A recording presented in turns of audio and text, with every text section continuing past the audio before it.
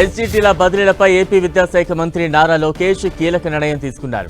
వారి బదిలీలో online counselling బదులుగా మాన్యువల్ కౌన్సిలింగ్ నిర్వహించాలని నిర్ణయించారు. టీడీపీ ఎమ్మెల్సీల విజ్ఞప్తితో మాన్యువల్ కౌన్సిలింగ్ నిర్వహించాలని మంత్రి ఆదేశాలిచ్చారు. అంతకుముందు ఉపాధ్యాయ సంఘాల నేతలు కూడా మాన్యువల్ గా కౌన్సిలింగ్ నిర్వహించాలని మంత్రి లోకేష్ కు విజ్ఞప్తి చేశారు. ఆన్లైన్ కౌన్సిలింగ్ తో ఉపాధ్యాయులు తీవ్ర సమస్యలు ఎదుర్కొంటున్నారని వివరించారు.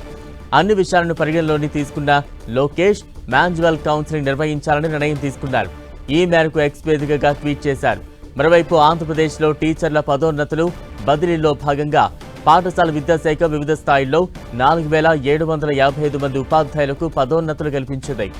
మిగులుగా తేలిన 4693 స్కూల్ అసిస్టెంట్లను ఆదర్శ ప్రాథమిక పాఠశాలల ప్రధానోపాధ్యాయులుగా సర్దుబాటు చేసింది.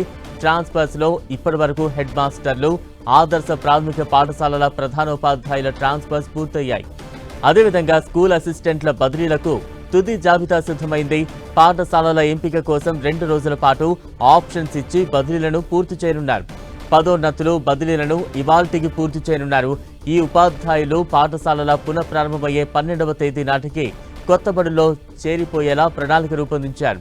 రెగ్యులర్ ఉపాధ్యాయుల బదిలీలు పూర్తయిన అనంతరం డిఎస్సి 2008, 1998 వారికి ట్రాన్స్ఫర్స్ నిర్వహించనున్నారు. వీరికి ఆయా జిల్లాల పరిధిలోనే బదిలీలు ఉంటాయి. ఆ తర్వాత కొత్తగా డిఎస్సిలో వచ్చే వారికి పోస్టింగ్లు ఇవ్వనున్నారు.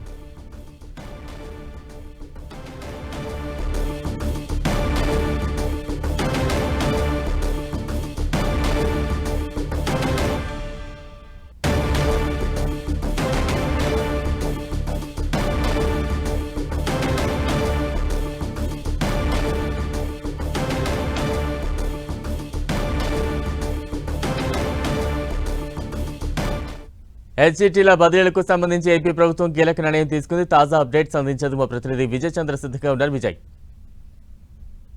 ఉపాధ్యాయుల బదిలీలన్నింటినీ పూర్తి చేయాలని చెప్పేసి విద్యాశాఖ దీనికి సంబంధించినటువంటి కసరత్తు చేసింది.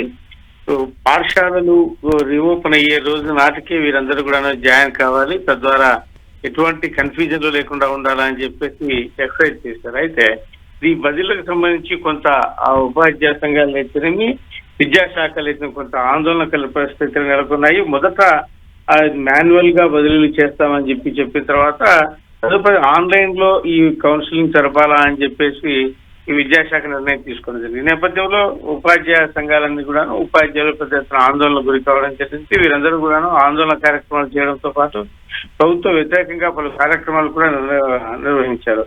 ఈ నేపథ్యంలో ఈ ఉపాధ్యాయ సంఘాలు ఉపాధ్యాయులు ఆందోళన చేయడం ఇతరమే వీరు చేస్తున్నటువంటి ఆందోళన కార్యక్రమాలు ఉపాధ్యాయ శాఖ డైరెక్టర్ కార్యాలయంతో పాటు డిఈఓ కార్యాలయం ముట్టడి చేస్తామని చెప్పేసి పిలుపులు కూడా ఇవ్వడం జరిగింది. ఈ నేపథ్యంలో ఈ జరుగుతున్నటువంటి ఏదైతే ఆందోళన కార్యక్రమాలు ఉపాధ్యాయులు నెలకొన్నటువంటి అపోహలు వీటన్నిటినీ కూడాను తెలుగుదేశం పార్టీకి చెందినటువంటి ఎమ్మెల్సీలు చిరంజీవి, కంచెర్ల శ్రీకాంత్, భూమిరెడ్డి రాంగోపాల్ రెడ్డి, అలపాటి రాజా, పేరాబత్తుల రాజశేఖర్ వీరు పార్వతీపురం మన్యం జిల్లాలో పర్యటనలో ఉన్నటువంటి లోకేష్ మంత్రి ఆయన దృష్టికి తీసుకురావడం జరిగింది. విద్యాశాఖ వచ్చినటువంటి లోకేష్ దీనికి సంబంధించినటువంటి ఉపాధ్యాయుల యొక్క ఇబ్బందులు అయితేనేవి, వారు చేస్తున్న ఆందోళన అయితేనే వీటన్నిటి కూడా ఆయనకు వివరించారు.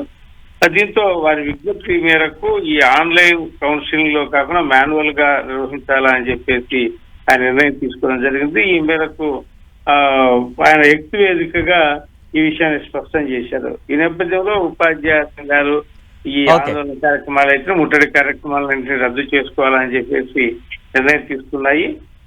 ఈ ఆంధ్రప్రదేశ్ లో ఈ పదోన్నతుల్లో అయితేనేమి, తర్వాత విద్యాశాఖ వివిధ స్థాయిల్లో చేసినటువంటి ఈ పదోన్నతులు ట్రాన్స్ఫర్లకు సంబంధించి జాబితాలన్నింటినీ కూడా అంటే స్కూల్ అసిస్టెంట్ కూడా సిద్ధం చేసింది.